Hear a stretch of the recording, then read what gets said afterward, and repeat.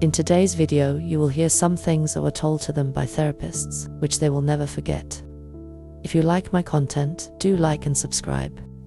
I am creating content to try to raise funds for my dad's treatment, so if you want to support his ongoing battle, the GoFundMe link is in the description section below. Thank you so much for being here. And now let's get started. Number 1. Unspoken expectations of others are just future resentments. To clarify, this quote doesn't suggest that you stop expecting things from others entirely. It simply means that if you do have expectations, it's your responsibility to make them known. For example, if you expect your husband to do the dishes after you've cooked dinner, but you never tell him, eventually you might start resenting him for not doing it. People can't meet expectations they don't know about.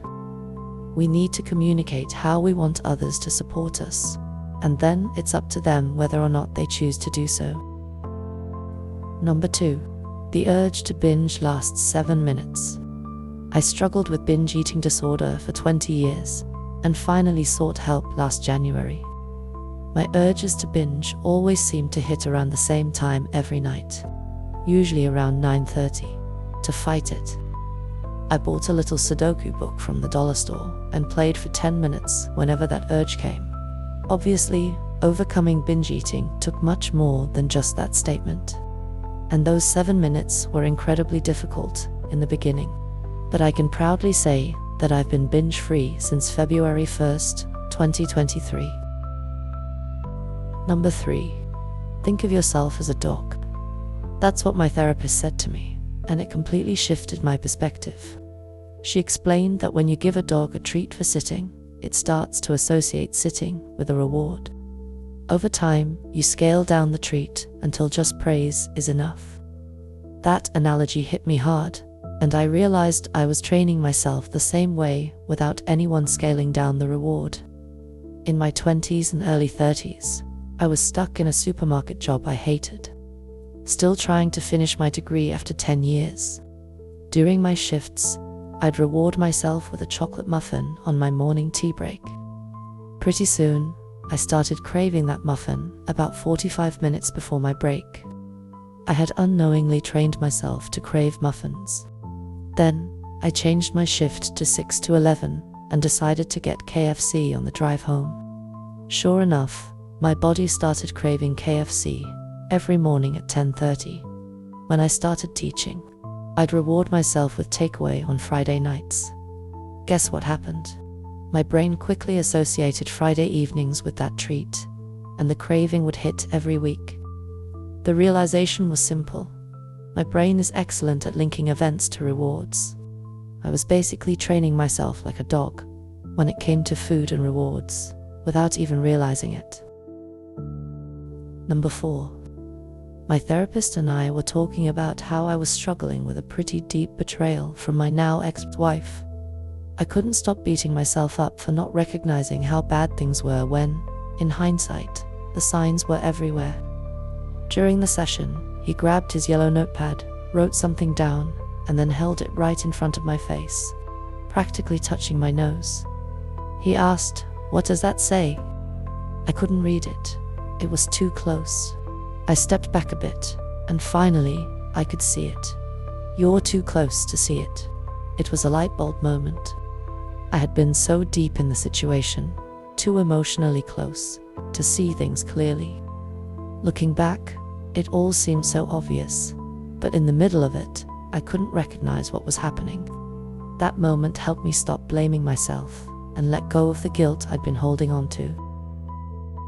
Number 5. You show up for other people because no one ever showed up for you, and you don't ever want anyone else to feel that pain.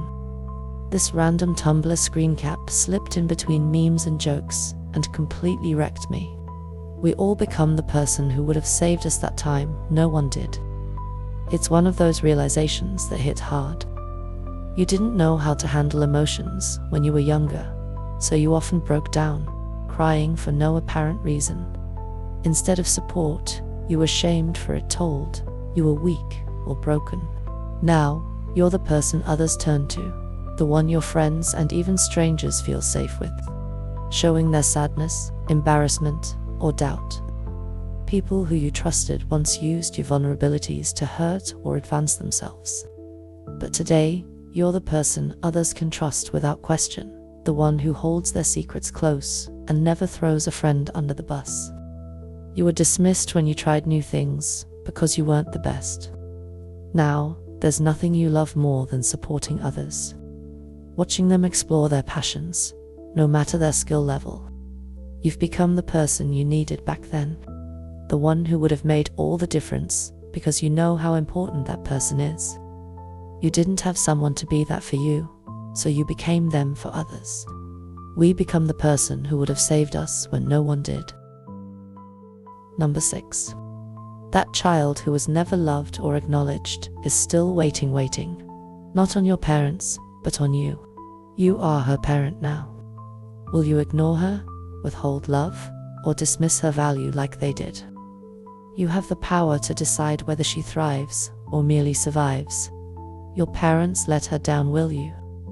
I had a friend studying psychology tell me something similar once. I've always struggled with being too hard on myself, never giving myself a break, constantly bullying my own mind. I'd wonder why my brain wouldn't work right, why I always felt stuck. She explained that, inside me, there's still the child I once was, the one who was hurt. And the reason I still struggle is because I'm continuing to hurt that child. It hit me like a wave of understanding. That inner child is still there, still reacting to all the criticism and anger, and I'm the one responsible for making it worse. She told me I needed to apologize to myself, to that child inside. It's not like everything magically healed in that moment, but it gave me a new perspective, a step in the right direction. I realized I needed to show that part of myself the love and care it never received. It's something good to remember. Asterisk, you can't keep bullying yourself and expect peace. You need to be the one to love and protect that inner child now. Asterisk.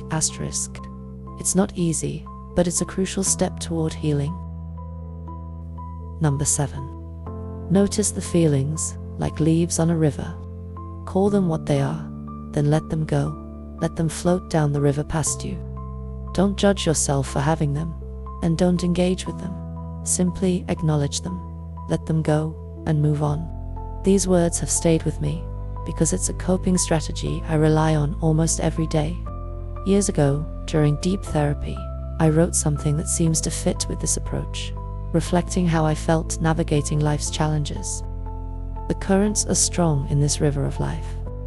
On the opposite shore lies salvation, for surely there is something to be gained in reaching for what feels unattainable. Forge ahead, I say, and the waters be damned. I will find a way, as I always have. With a quiet shrug, I wade into the water, ... and so I swim. The current takes me where it will. Though tired, though weary, I emerge victorious on the opposite shore. But as I turn back to look at the place I so desperately needed to leave, I see something unexpected. There, on the shore I abandoned, stands myself, watching me. It's as though a part of me is still standing on the edge of that river, unable to let go completely. That moment of reflection captures the duality many of us feel when facing inner struggles. Even when we move forward, part of us remains tied to what we've left behind. But like those leaves on the river, we can acknowledge those lingering parts of ourselves, let them float past, and continue on our journey. Number 8. Just because someone is trying their best doesn't mean it's okay. This was said to me during a conversation about a family member who struggles with communication. He often ignores me, makes no effort to get to know the person I am now, and just isn't a great family member. He's trying his best, but it's not enough, and I don't have to pretend it is.